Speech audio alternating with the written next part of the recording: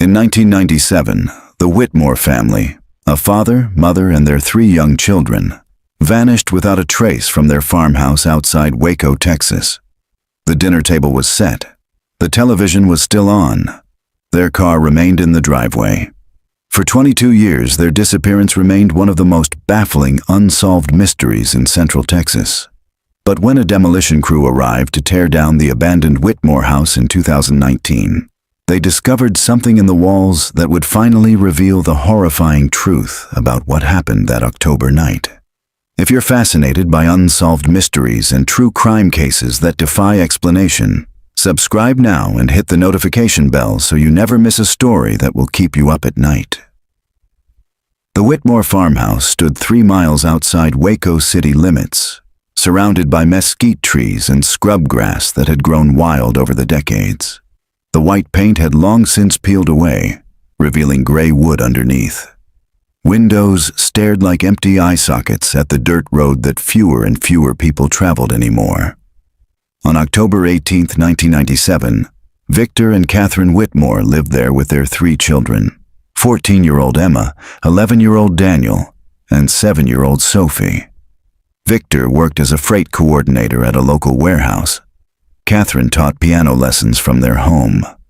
They were unremarkable people living an unremarkable life in an unremarkable house. On October 19, 1997, they were gone. The mail carrier noticed first. Letters piled up in the box for 3 days before she mentioned it to the postmaster. Victor's supervisor called the house repeatedly when he didn't show up for his Monday shift. Catherine's piano students arrived for their Wednesday lessons to find the door locked and no one answering their knocks. When the police finally entered the house on October 22nd, they found a scene that made no sense. Dinner plates sat on the kitchen table, food dried and rotting.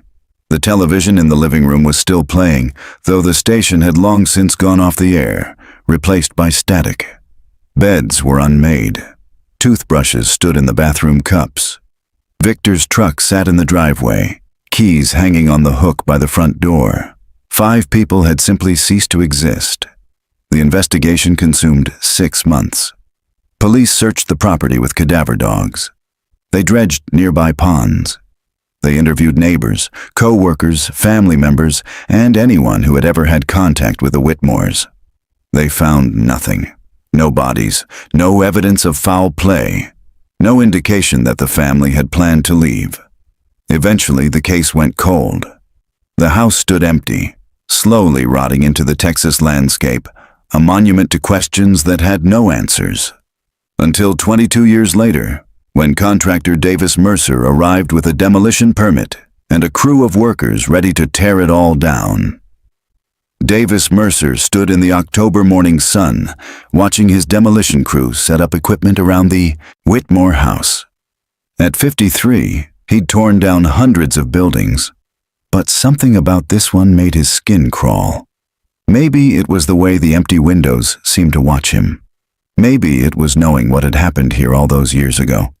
"Boss, we're ready when you are," called Tommy Rodriguez, his lead operator, from the cab of the excavator. Davis pulled the work order from his pocket and reviewed it one more time. The property had been sold to a development company planning to build a small subdivision. The old Whitmore place was the last structure that needed to come down. Simple job. 3 days, maybe 4. He folded the paper and tucked it away. "Let's start with the outbuildings. Barn first, then the shed. We'll do the main house last." The crew moved with practiced efficiency. The barn, little more than a shell with a collapsed roof, came down in less than 2 hours. The shed followed. By early afternoon, they were ready for the house itself. Davis walked through one final time, checking for anything salvageable and making sure the utilities had been properly disconnected. The interior smelled of mildew and decay. Water damage had destroyed most of the ceiling in the kitchen. The hardwood floors had warped and buckled. Black mold crept up the walls in organic patterns that looked almost intentional. He moved through the living room, where faded rectangles on the wall showed where family photographs had once hung. The police had taken everything as evidence back in 1997, but the ghosts of the Whitmores' life remained. A child's crayon mark on the baseboard, a dent in the wall where furniture had rested, the outline of a cross above the doorway where one had hung for years. In the hallway, Davis paused. Something felt wrong, though he couldn't identify what. The air seemed heavier here, pressing against his chest. He'd worked enough old buildings to know when a structure was about to collapse, and this one felt stable enough despite its appearance. This was something else, something that made his hands shake slightly as he ran them along the wall. The wallpaper was peeling in long strips, revealing layers beneath. Floral patterns from the 90s over geometric designs from the 70s over what looked like the original plaster. He pulled at a loose section, and it came away in his hand, releasing a puff of dust that made him cough. Behind the wallpaper, the plaster was cracked and crumbling, and behind the plaster, Davis leaned closer. Was that wood? He pulled more wallpaper away, then used his utility knife to chip at the plaster. Definitely wood, but not wall studs. This was smooth, finished wood, like paneling or a door. "Tommy," he called, "come here a minute." Tommy's boots thudded on the floor as he entered the hallway. "What's up?" "Look at this." Davis pointed to the section he'd exposed. "You ever seen a house with a door plastered over?" Tommy examined it, running his fingers along the edge. Weird. Maybe they were remodeling and never finished? He knocked on the wood. The sound was hollow, echoing in a way that suggested empty space beyond. "Get the sledgehammer," Davis said. He wasn't sure why, but he needed to see what was behind that wall. 10 minutes later, they'd broken through enough plaster to reveal a door frame. The door itself was locked, but the wood was old and brittle. 3 solid hits with the sledgehammer and it splintered inward. The smell hit them first. Not the expected mustiness of a sealed room, but something else, something chemical and sweet and utterly wrong. Davis pulled his flashlight from his belt and shined it through the opening. The beam illuminated a narrow staircase leading down into darkness. His heart hammered against his ribs. "That's a basement," Tommy said, his voice strange and tight. "I didn't know this house had a basement. According to the county records, it doesn't." Davis played the light down the stairs, but the beam didn't reach the bottom. The building permit from 1952 shows a single-story structure on a concrete slab foundation. They stood in silence, both understanding what this meant. Someone had built this basement off the books. Someone had sealed the door and plastered over it. Someone had made very sure that no one would find it. Davis pulled out his phone and dialed 911. "This is Davis Mercer at the old Whitmore property on Route 77, he said when the operator answered. "We found something, a hidden basement. I think you need to send someone out here." The operator's voice crackled through the speaker. "Is this related to the Whitmore disappearance?" Davis stared into the darkness below. "I don't know yet, but I think it might be." Sheriff Angela Reeves arrived at the Whitmore property 40 minutes after Davis's call, followed by 2 patrol cars and the county medical examiner. She'd been a junior deputy back in 1997 when the Whitmores vanished, fresh out of the academy and eager to prove herself. The case had haunted her for 22 years. Now, at 45, with silver threading through her dark hair and the weight of 2 decades of unsolved cases on her shoulders, she stood in the hallway of the house and stared at the broken door revealing the hidden staircase. "Nobody goes down until we've documented everything," she instructed the deputies flanking her. She turned to Davis, who waited nervously by the front door. "Tell me exactly how you found this." Davis walked her through it, explaining about the final inspection, the peeling wallpaper, the wood beneath the plaster. Angela listened, making notes in her small leather notebook, the same notebook she'd used to document witness statements in 1997. "Did anyone on your crew go down the stairs?" she asked. "No, ma'am. I called you immediately." "Good." Angela pulled latex gloves from her pocket and snapped them on. She retrieved a high-powered flashlight from her vehicle and positioned herself at the top of the stairs. The beam cut through the darkness, revealing 12 steps leading to a concrete floor. The walls were raw earth, shored up with wooden beams. At the bottom, her light caught the edge of what appeared to be furniture. A chair, maybe. Or a table. "I'm going down," she announced. "Carter, you're with me.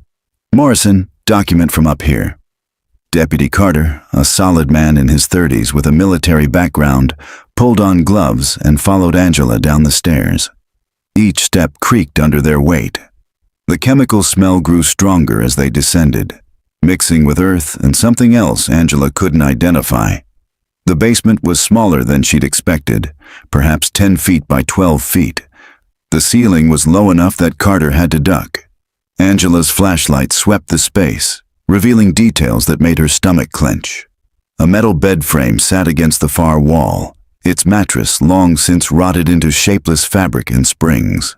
Beside it, a small wooden table held a kerosene lamp and what looked like a child's book, its cover warped and illegible. In the corner, a bucket served an obvious and grim purpose, but it was the wall that held Angela's attention. Carved into the dirt, layer upon layer of words and marks, were messages. She stepped closer, her light tracing the desperate scratches. "Help us," read one section, the letters crude and frantic. "Cold," said another. "Mama, please," begged a third, in handwriting that looked like a child's attempt at letters. Angela's hand trembled slightly as she photographed each message. The walls told a story of confinement, of desperation, of time passing in this underground prison. "Sheriff," Carter's voice was tight. He stood by the table pointing at something beneath it. Angela crossed the small space and knelt down. Tucked against the table leg was a doll, its plastic face cracked and faded. She recognized it immediately. Sophie Whitmore had been photographed with an identical doll in one of the missing person posters. A cheap toy from a discount store, with blonde yarn hair and a faded blue dress. "We need forensics," Angela said, standing. "Full team, this is now an active crime scene." They ascended the stairs carefully, preserving the scene. Outside, Angela briefed the medical examiner, Dr. Patricia Hahn, a methodical woman in her 60s who'd handled every suspicious death in the county for the past 30 years. Hidden room, evidence of confinement, personal effects consistent with the Whitmore children. Angela summarized, "I need you down there documenting everything before we move to the next phase." "Which is?" Dr. Hahn asked, though her expression suggested she already knew. "Ground-penetrating radar," Angela replied. "If there's a basement that doesn't appear on any official records, there might be more. And if this was a prison, we need to know if it became a tomb." As Dr. Hahn's team began their careful documentation, Angela walked back to her patrol car and retrieved the case file she'd kept in her trunk for 22 years. The faces of Victor, Catherine, Emma, Daniel, and Sophie Whitmore stared up at her from the photographs clipped to the folder. "I'm sorry it took so long," she whispered to the images. "But I'm going to find out what happened to you. I promise." Her phone buzzed. A text from the station. Reporter asking about activity at Whitmore site. What should we say? Angela typed back, "No comment, ongoing investigation." The last thing she needed was the media circus that would inevitably descend once word got out. The Whitmore disappearance had been national news in 1997. This discovery would bring it all back.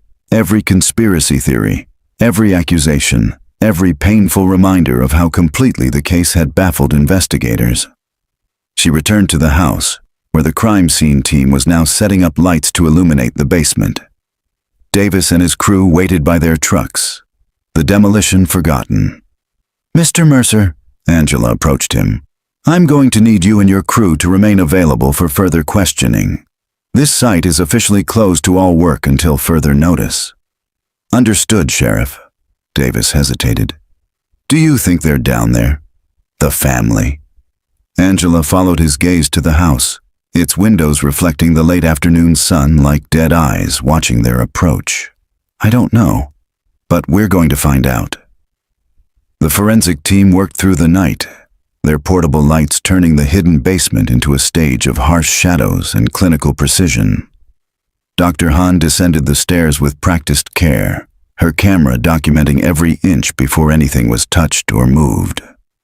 Angela watched from the top of the stairs, unwilling to contaminate the scene but unable to leave. She'd sent most of the deputies home, keeping only Carter and Morrison for security. The house groaned around them, settling into the cool October night.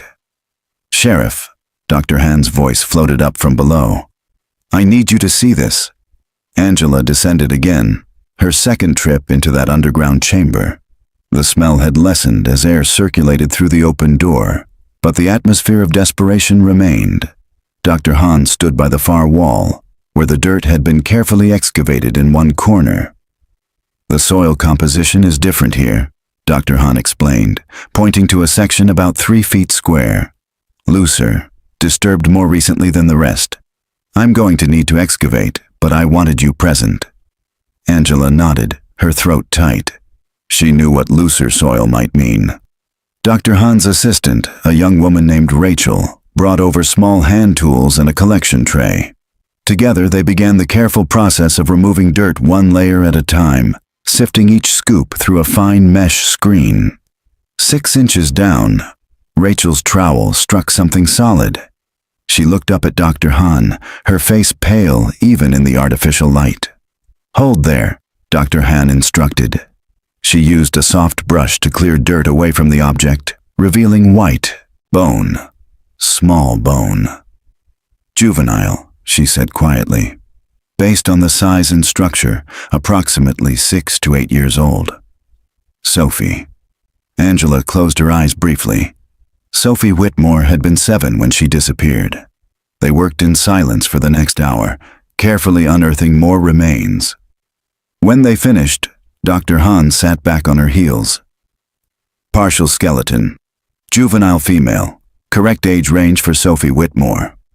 We'll need dental records for positive identification, but the preliminary assessment is consistent." "What about the others?" Angela asked, though she dreaded the answer. "No other remains in this location, but Sheriff..." Dr. Han pointed to the messages carved into the wall. "Look at the variation in the carving depth and technique. These weren't all made by the same person. At least 3 different hands worked on these walls." Angela studied the messages more carefully. Dr. Han was right. Some were carved deeply, with strong, deliberate strokes. Others were shallower, more tentative. And some were barely scratches, made with desperate but weakening hands. "They were all down here," Angela said. "All 5 of them, at least for a time. The question is whether they were here together, or sequentially," Dr. Han observed. "And where are the other 4? Angela climbed back up the stairs and stepped outside, needing fresh air. The night was clear, stars scattered across the black Texas sky. She pulled out her phone and called the station. "This is Sheriff Reeves. I need ground-penetrating radar and a full excavation team at the Whitmore property first thing tomorrow morning. And get me the original case file, all of it. I need to review every interview, every lead, every detail we documented in 1997. She ended the call and found Davis Mercer sitting in his truck, windows down, apparently unable to leave despite being dismissed hours ago. "You should go home," Angela told him. "Did you find them?" he asked. Angela hesitated. "We found one of the children, the youngest. I can't say more than that right now." Davis's face crumpled. "Jesus, she was down there this whole time? All these years, just a few feet under the ground?" "It appears so." "Why?" Davis demanded. "Why would someone do this? Build a prison under a house? Take a whole family?" His voice broke. Angela had asked herself the same question for 22 years. "I don't know, but someone knew this house, knew the family, had access to build that basement without being noticed. This wasn't random." She left Davis and walked the perimeter of the property, her flashlight cutting through the darkness. The barn and shed were gone, reduced to piles of splintered wood and corrugated metal. But the land stretched out in all directions, acres of it, most of it undeveloped. Plenty of space to hide things. Or people. Her radio crackled. "Sheriff, you need to come back inside. We found something else." Angela jogged back to the house. Dr. Han met her at the door, holding an evidence bag. Inside was a small leather journal, its cover water-stained and warped but still intact. It was wrapped in plastic, hidden under the mattress, Dr. Hahn explained. The plastic preserved it somewhat. There's writing inside. Angela took the bag carefully. Through the plastic, she could see feminine handwriting on the visible page. The ink had faded but remained legible. I'll need to process this properly before we can read it thoroughly, Dr. Hahn said. But I saw enough to tell you it appears to be a diary. Dated entries starting in October 1997. Angela's pulse quickened. Whose diary? The first entry is signed Emma. Dr. Hahn met her eyes. Emma Whitmore. She was documenting what was happening to them. Angela carefully opened the evidence bag, just enough to read the first visible page without contaminating it further. The handwriting was shaky but determined. October 20th, 1997. It's been 2 days since he took us. Mom says to stay quiet and he might let us go. But I don't think he will. Daniel won't stop crying and Sophie keeps asking for her doll. Dad tried to break through the door, but he came down and hurt him. Dad's bleeding from his head now and won't wake up properly. I'm so scared. I don't know what he wants from us or why he's doing this. Mom keeps praying, but I don't think God can hear us down here. The entry ended there. The rest of the page too faded to read without proper treatment. Angela closed the bag, her hands trembling with rage and grief. Process this tonight, she ordered. I need to know everything Emma wrote, every detail, every description. Whoever did this was someone they knew, someone they called he, even in private. We're going to identify him, and we're going to make sure he answers for what he did to this family. By dawn, Angela had the original case file spread across every available surface in the Whitmore house's living room. The demolition was postponed indefinitely. Instead, the property had become a crime scene frozen in time, with the addition of modern forensic equipment and investigative technology that hadn't existed in 1997. She sat on the dusty floor, surrounded by witness statements, photographs, and interview transcripts, searching for something that investigators had missed 22 years ago. The ground-penetrating radar team was scheduled to arrive at 8. Until then, she read, Victor Whitmore had been a quiet man, according to co-workers. Reliable. Kept to himself. No enemies that anyone knew of. Catherine Whitmore taught piano to local children, mostly from the church congregation. She was described as kind, devout, perhaps a little sheltered. The children had been normal kids. Emma excelled in school. Daniel played Little League. Sophie was described as shy but sweet. A completely unremarkable family that had somehow vanished into thin air, or rather, into the ground beneath their own house. Angela pulled out the property records. The house had been built in 1952 by a family named Henderson. They'd sold it to the Whitmores in 1989. Victor and Catherine had been excited to own their first home, according to family members interviewed after the disappearance. They'd planned to renovate eventually, maybe add a second story when they could afford it. But there was no record of a basement, no permit, no mention in any inspection report or insurance document, which meant it had been built secretly, probably after the Whitmores moved in. Or, Angela paused. What if the basement had been there all along, hidden by the original owners? What if the Hendersons knew about it? She grabbed her phone and called the station. I need you to track down anyone from the Henderson family. They owned the Whitmore property from 1952 to 1989. Find out if any of them are still alive and get me their contact information. On it, Sheriff. Angela returned to the files. She found the interview transcripts from neighbors. The Whitmores had kept mostly to themselves, but they'd been friendly enough. One neighbor, Gerald Foster, reported seeing a man doing work on the house in early 1997, though he couldn't describe him beyond tall, drove a work truck. The lead had gone nowhere. But now Angela wondered. Early 1997, months before the disappearance. Had someone been building the basement then? Preparing? Footsteps on the porch announced Deputy Carter's arrival. He carried 2 cups of coffee and a paper bag that smelled of breakfast tacos. Figured you hadn't eaten, he said, offering both. You figured right. Angela accepted gratefully, realizing she couldn't remember her last meal. What's the status outside? Radar team just pulled up. Dr. Hahn says she'll have preliminary analysis of the diary pages by noon, and... He hesitated. The press is gathering at the end of the access road.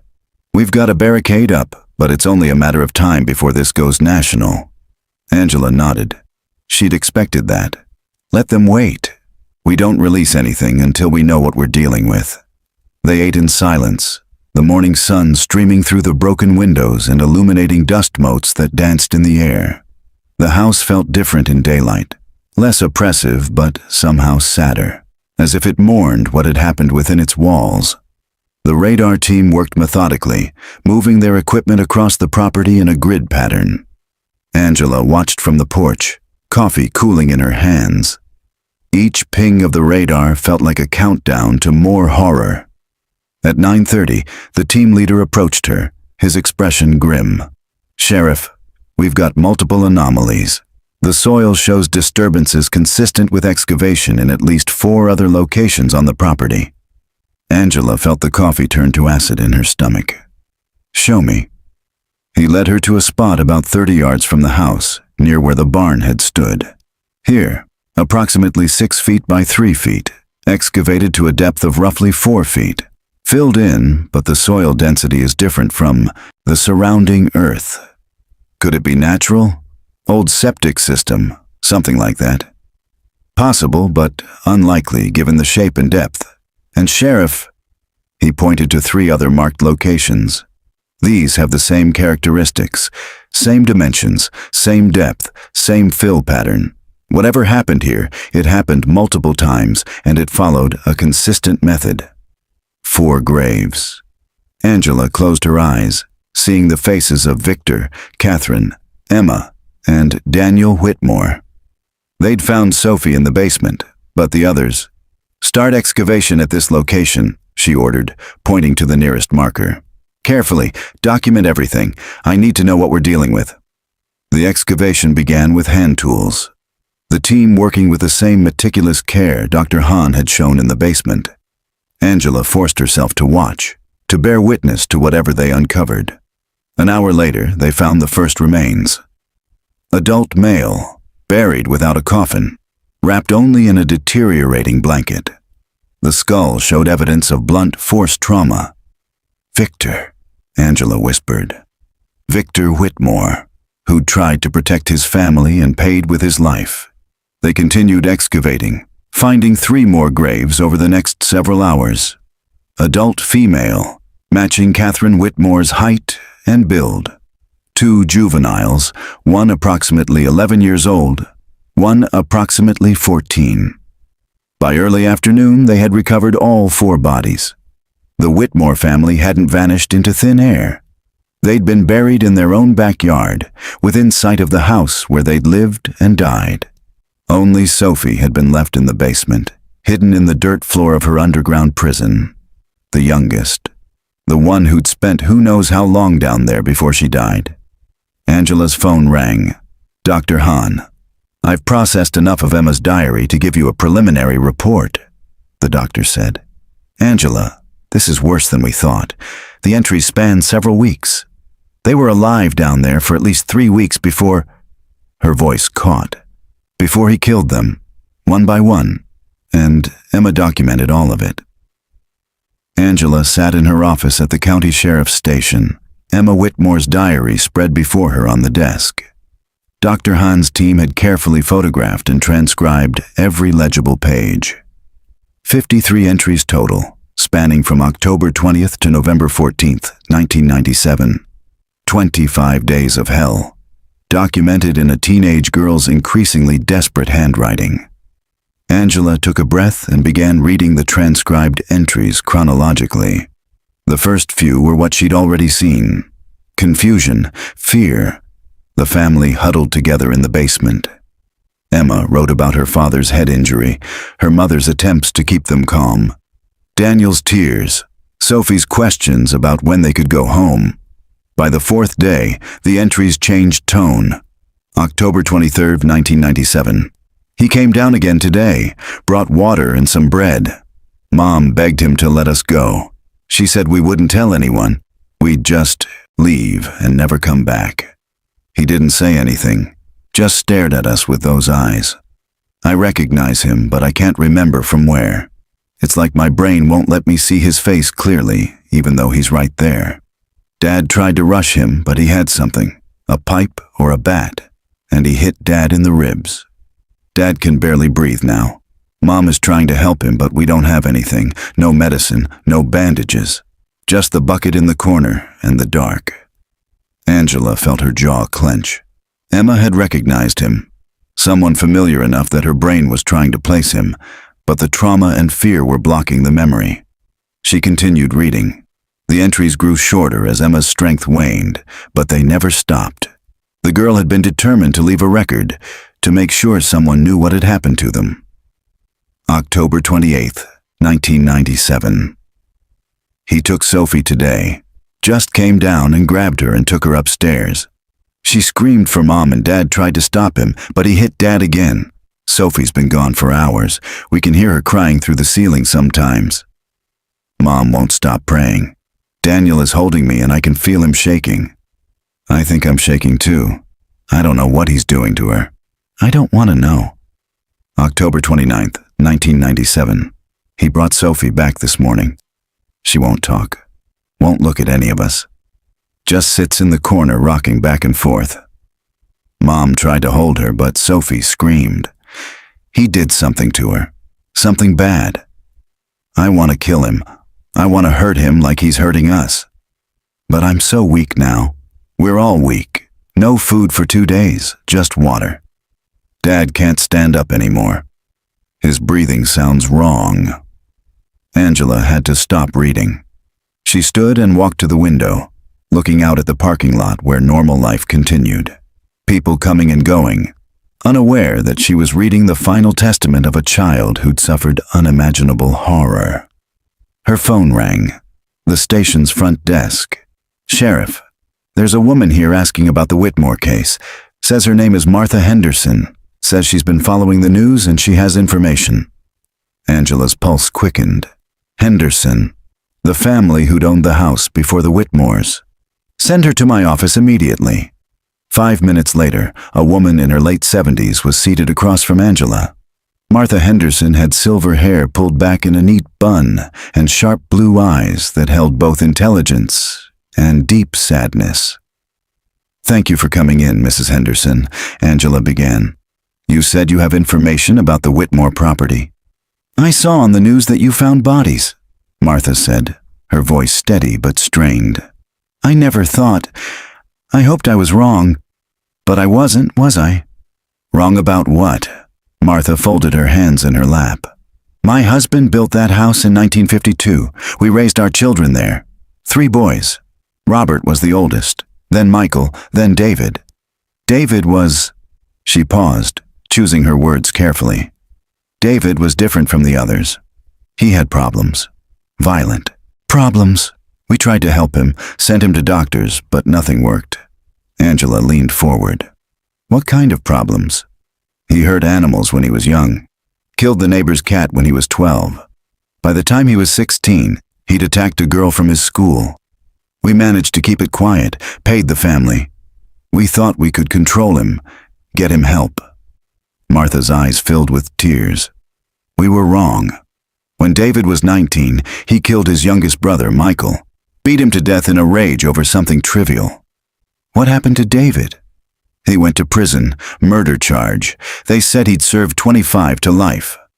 Martha pulled a tissue from her purse and dabbed at her eyes. But he got out early. Good behavior, they said. Rehabilitation. That was in 1996. We'd sold the house by then, moved away trying to start over. I never told the Whitmores about David. Never warned them that he might... Her voice broke. He always talked about that house. Said it was his. Said someday he'd go back there. Angela felt ice spread through her veins. Mrs. Henderson, did David know about the basement? Martha's face went pale. What basement? We found a hidden basement under the house. That's where the Whitmores were kept. Someone built it. Probably in early 1997, specifically to imprison them. Oh God. Martha's hands trembled. David did that? He went back and… We don't know yet. But I need everything you can tell me about David.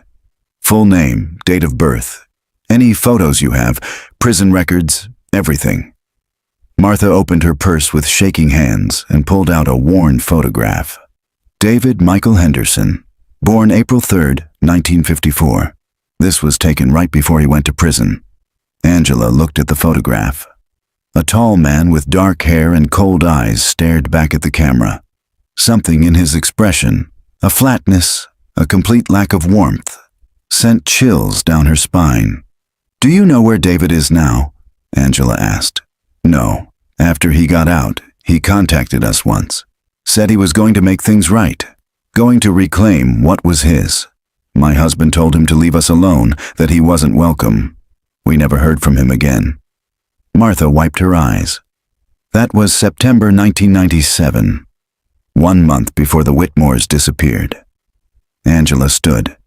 Mrs. Henderson, I need you to stay available for more questions, and I need you to prepare yourself for the possibility that your son is responsible for what happened to that family. I've been preparing for that for 22 years, Sheriff, Martha said quietly. Ever since I heard they'd vanished, I knew in my heart, but I was too much of a coward to come forward. I told myself I was wrong, that David couldn't have done it. But I was lying to myself. And those people, that whole family, they paid for my cowardice. After Martha left, Angela pulled David Henderson's prison records. Released March 1996 after serving 20 years for the murder of his brother. Last known address was a halfway house in Waco. Employment records showed he'd worked construction jobs under the table, mostly renovation and carpentry work. She called the halfway house. The manager remembered David. Quiet guy, kept to himself. Left in late 1996, said he'd found steady work. Never caused any trouble while he was here. Did he mention where this work was? No, but he seemed excited about it. Said he was finally going home. Angela hung up and returned to Emma's diary. She skipped ahead to the final entries, her heart breaking with each word. November 10th, 1997. Dad died today. He stopped breathing around noon and Mom held him and cried, but he was already gone. He got infected from where he kept hitting him and the infection spread, and now Dad is just lying there, not moving. We're all going to die down here. I know that now. He's not going to let us go. He's going to keep us here until we're all dead. I hope someone finds this. I hope someone knows what he did to us. November 12th, 1997. He took Mom this morning. She fought him, but she's so weak. We heard sounds from upstairs. Bad sounds. When he brought her back, she was bleeding and she wouldn't look at us.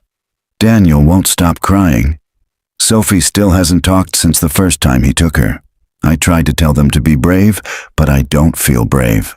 I feel dead inside already. November 14th, 1997. He took Daniel today, and Daniel didn't come back.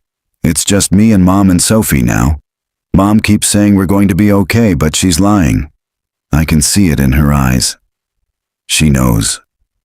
We all know. I'm hiding this diary under the mattress. If you find it, please know we tried to survive. We tried to escape. We tried to be strong, but he was stronger. His name as the entry ended there, the final word trailing off the page. Emma had run out of space, or time, or strength, but she'd been about to write his name. She'd remembered. And then, Angela's phone rang. Dr. Hahn. We found something in the basement, carved into the wood beam near the ceiling. You need to see this. Angela drove back to the Whitmore property as the sun began its descent toward the horizon. The crime scene was still active, but most of the forensic team had finished their initial work. The bodies had been transported to the medical examiner's office. The basement had been photographed, measured, and documented from every angle. Dr. Hahn met her at the door, flashlight in hand. Follow me. They descended the stairs into the basement one more time. The smell was better now, aired out by the constant traffic of investigators. but the oppressive weight of the space remained.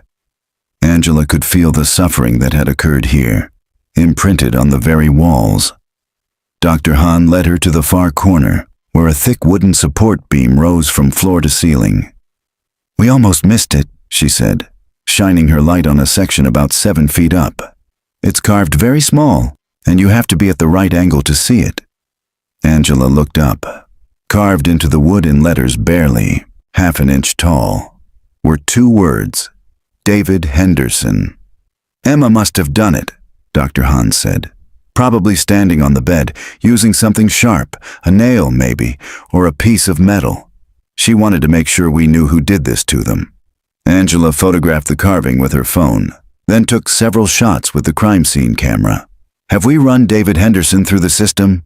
"Already on it," came Deputy Carter's voice from the top of the stairs. "And Sheriff, we've got a hit. David Henderson has been living in Waco for the past 20 years, same address since 2001. He works at a furniture restoration shop downtown." Angela felt her blood run cold. 20 years, he'd been here, in the same city, living his life while the Whitmore family rotted beneath their own house. She climbed the stairs, her mind racing. "Get me that address. And Carter, I want a full surveillance team on him before we move. I need to know his routine, his associates, everything. We're not going to lose him because we rushed in." "Already coordinating with the tactical team," Carter replied. "They'll have eyes on the location within the hour." Angela stepped outside, pulling off her gloves and breathing the cooling evening air. Across the property, the marked graves stood like wounds in the earth, still cordoned off with yellow tape. Sophie's remains would be exhumed from the basement tomorrow, but the others were already at the medical examiner's office undergoing formal identification. Her phone buzzed with a text from the lab. "Preliminary DNA from basement matches Whitmore family, confirming identities now." She'd known it would, but having confirmation somehow made it more real. Victor, Catherine, Emma, Daniel, and Sophie Whitmore hadn't vanished.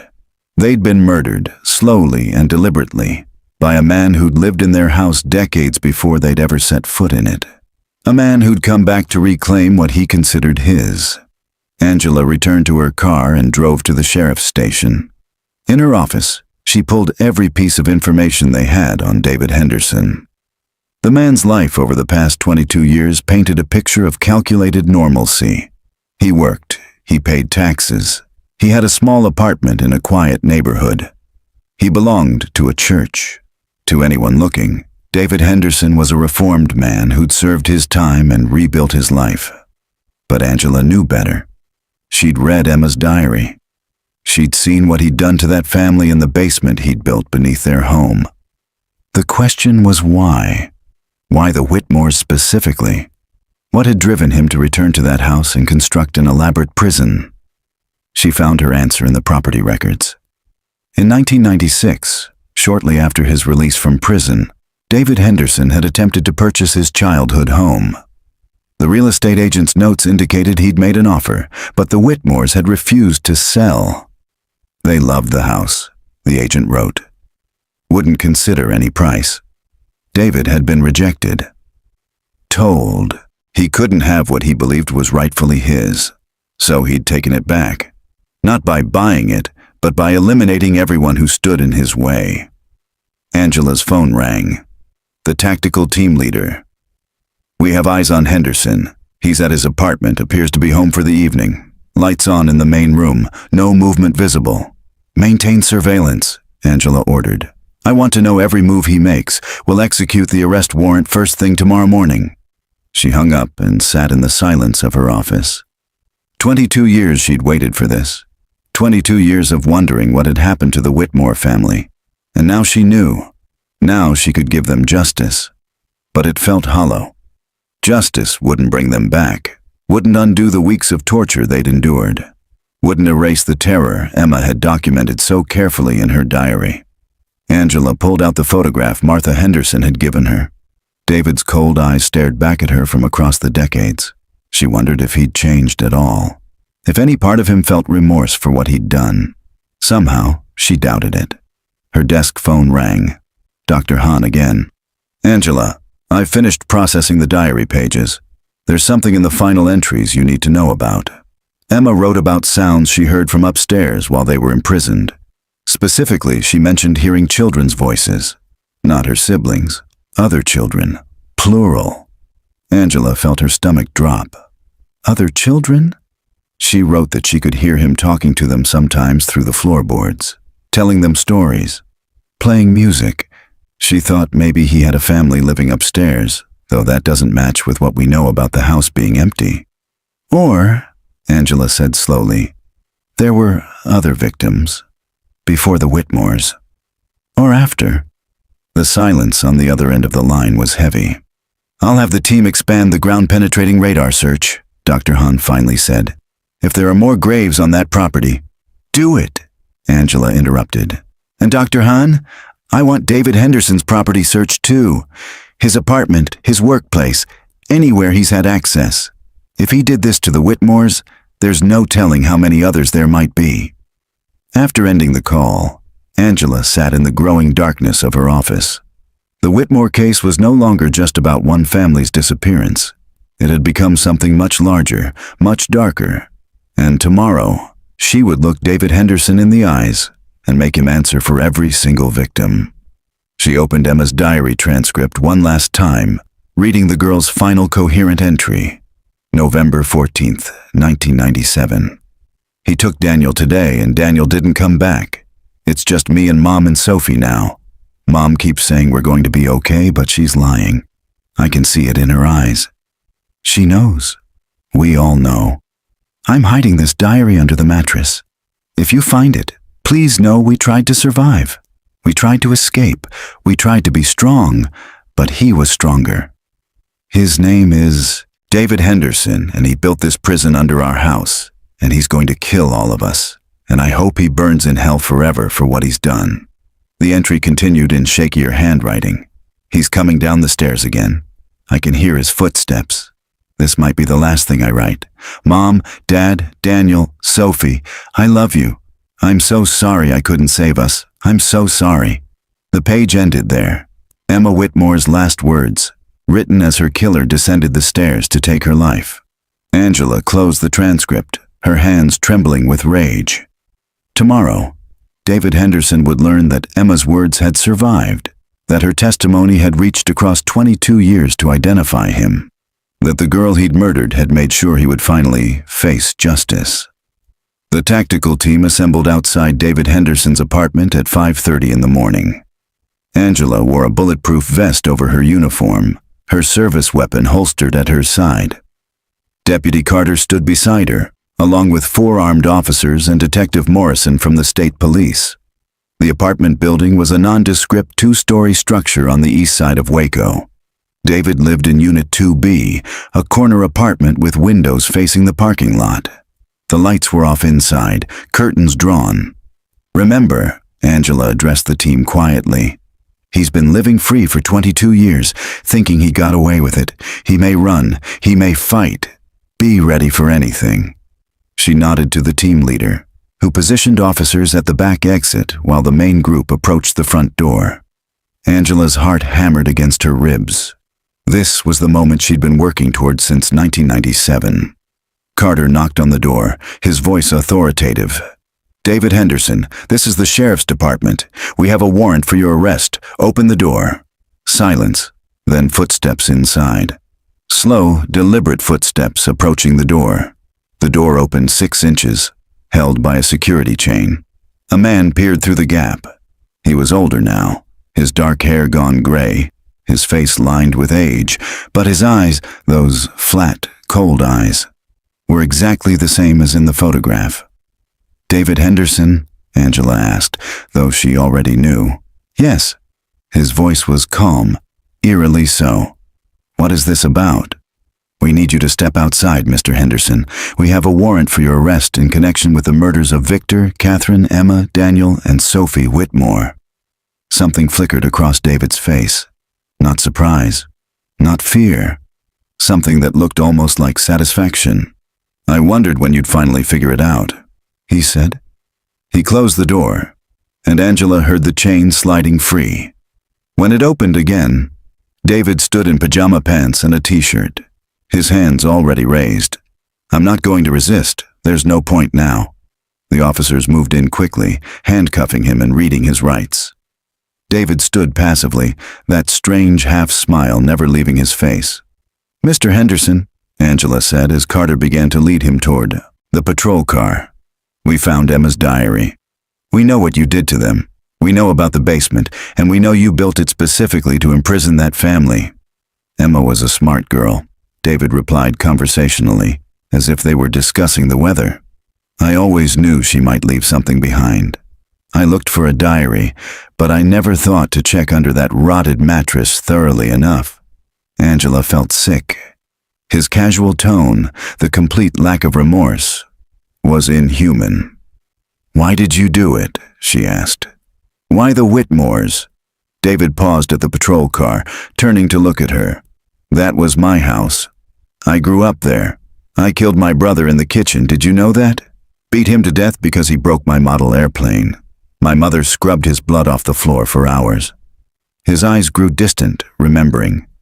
"When they sent me to prison, my parents sold my house, gave away what was mine. So when I got out, I tried to buy it back. But those people, those Whitmores, they said no. They said it was their home now. So you murdered them for it," Angela said flatly. "I took back what was mine," David corrected, "and I made them understand what happens when you take something that doesn't belong to you. I made them all understand." "Did you live in that house after you killed them?" Angela asked, though she already suspected the answer. David's smile widened. "For 3 beautiful months, November 1997 through January 1998. I buried them in the yard, and I lived in my house, exactly as it should have been. I ate at the table, slept in the master bedroom, watched television in the living room. It was perfect. And then you left. I got bored," David said simply. "The fun was over. They were dead and buried, and the house was mine again, but there was nothing left to do. So I moved on, found a new place, started over." Carter pushed him into the back seat of the patrol car, but David kept talking through the open door. "Sheriff, you should check the furniture workshop where I work, specifically the restoration projects in the back room. I kept souvenirs, things I took from my house before I left it, things that belonged to them." Angela's blood ran cold. "What kind of things?" "Oh, you'll see." David's smile was terrible to behold. "I'm a furniture restorer, after all. I know how to preserve things, how to keep them looking just the way they did when they were—" He paused, considering his words. "Fresh." The patrol car door slammed shut, cutting off whatever else he might have said. Angela watched as they drove away, taking David Henderson to the county jail where he would be held without bail pending trial. She turned to Morrison. "Get a warrant for his workplace immediately. I want every piece of furniture, every tool, every scrap of material seized and examined." 2 hours later, Angela stood in the back room of Henderson's furniture restoration. The small workshop was meticulously organized, with projects in various stages of completion lining the walls. But it was the locked cabinet in the corner that drew everyone's attention. The crime scene technician cut through the padlock and pulled open the doors. Inside were boxes, small wooden boxes, each one carefully labeled with dates and names. The first box was labeled Emma W., November 15th, 1997. Angela opened it with gloved hands. Inside, wrapped in acid-free tissue paper, was a lock of dark hair tied with a ribbon. Beneath it, a small collection of items, a school ID card, a silver bracelet, a photograph of Emma smiling at the camera. The next box, Daniel W., November 13th, 1997. More hair, a baseball card, a child's watch. Box after box, each one representing a victim, but there were far more than 5 boxes. "Sheriff," the technician said, his voice shaking, "there are 23 boxes here. 23 different names." Angela felt the room spin. The Whitmores hadn't been David Henderson's first victims. They might not even have been his last. Each box told a story of a life taken, carefully preserved by a monster who collected trophies the way others collected stamps or coins. Among the boxes, Angela found one labeled Michael H., 1974. David's brother. The murder that had sent him to prison. He'd kept pieces of his own brother as a souvenir. "We need to cross-reference these names with missing persons cases," Angela ordered. "Every single one. Some of these dates go back to the early 70s before David went to prison the first time, and some—" She paused, looking at a box dated 2003. "Some are from after he got out." The technician opened the 2003 box carefully. Inside was a child's hair ribbon, pink and white, and a small plastic toy. "There are children in here," he whispered. "He took children." Angela closed her eyes briefly, steadying herself. When she opened them, she was all business again. "Document everything. Photograph every item. We're going to identify every single victim and give their families answers. David Henderson is going to account for every life he took." As the team worked, Angela stepped outside into the cold November morning. 23 victims. 23 families who'd suffered the way the Whitmores had suffered, wondering what had happened to their loved ones. But now they would have answers. Now they would have justice. And David Henderson would spend the rest of his life in prison, finally paying for the evil he'd spread across 5 decades. 6 months later, Angela stood in the cemetery where the Whitmore family was finally laid to rest. Their remains had been released after extensive forensic examination, and the community had come together to give them a proper funeral. 5 headstones stood in a row under an oak tree. Victor, Catherine, Emma, Daniel, and Sophie Whitmore. The inscription read simply, "Together in life, separated in death, reunited in peace. October 1997, forever in our hearts." The trial had been swift. David Henderson had pled guilty to all charges, seeming to take perverse pride in recounting each murder in detail. The judge had sentenced him to 5 consecutive life sentences without possibility of parole for the Whitmore murders alone. But the investigation was far from over. Of the 23 boxes found in his workshop, they'd identified 19 victims. 4 remained unidentified, their cases still open, their families still searching. The oldest victim had been a young woman who disappeared in 1972 when David was just 18. The most recent was a 12-year-old boy who'd vanished in 2004. David had hunted for over 30 years, taking victims whenever the urge struck him, always careful, always methodical. The ground-penetrating radar at the Whitmore property had revealed 2 more graves, a teenage girl from 1998 and a young man from 2001. Both had been hitchhikers passing through Waco. Both had made the fatal mistake of accepting help from a friendly stranger. Martha Henderson had provided a statement at the trial, tearfully apologizing to the families of her son's victims. She'd established a victims fund with the proceeds from selling the Whitmore property, trying to offer what small comfort money could provide. Angela placed a bouquet of flowers at Emma's headstone. The brave girl who documented her family's final days had become a hero to investigators nationwide. Her diary had been entered into evidence, ensuring that David Henderson could never claim innocence or hide behind lies. "Thank you," Angela whispered to the stone. "Thank you for being so strong. Thank you for making sure we knew the truth." She stood there for a long moment, feeling the November wind rustle through the oak leaves above. The same month the Whitmores had died, all those years ago. Her phone buzzed. A text from Dr. Hahn. "DNA match on box number 17. Jennifer Caldwell, missing from Houston 1996. Family notified. Another one coming home." Angela allowed herself a small smile. 19 identified, 4 to go. They would find them all. She'd made that promise to every victim David Henderson had taken. As she walked back to her car, she passed other mourners leaving the cemetery. Some were distant relatives of the Whitmores. Others were families of David's other victims, drawn together by shared tragedy. But there was also hope. Hope that the truth, however terrible, was better than uncertainty. Hope that justice, however delayed, still mattered. Angela drove back to the station, where new missing persons cases waited on her desk. The work never ended. People still vanished, families still suffered. But she would keep searching, keep investigating, keep fighting for answers. Because somewhere, another Emma might be documenting the truth, waiting for someone to find her words. And Angela would make damn sure she was listening. The Whitmore house had been demolished after the investigation concluded. The property sat empty now, the ground healing over the scars left by David Henderson's evil. In time, perhaps something new would be built there, something full of life and light, to replace the darkness that had dwelled there for so long.